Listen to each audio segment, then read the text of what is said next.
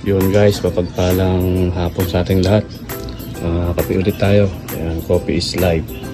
Meron ako itong pektabasa ng pechay, yung tangkay ng pechay. Yan.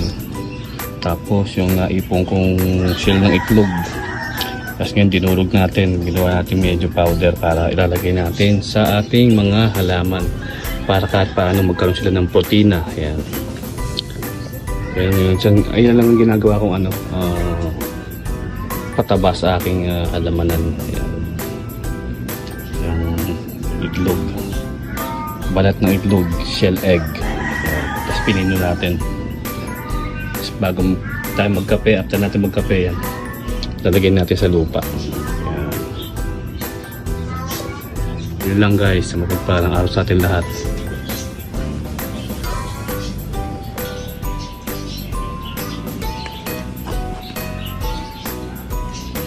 Yun guys, simulan natin paglalagay ng shell ng itlog na ating dinurog.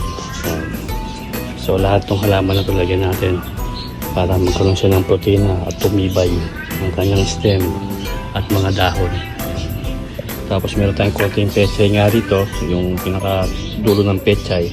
So tinaltad natin, lalagay din natin kumbaga na ating mga pataba. Yung mga pinag-anuhan natin ng mga, kung magluluto tayo ng gulay, mga pektabasan, kahit yung mga balat ng sibuyas, balat ng bawang, yan ang nalagay natin sa ating mga halaman para maging source ng kanilang vitamina, protina, ganyan, at ng pataba. Yun lang guys, mapagpalang araw sa ating lahat. Salamat.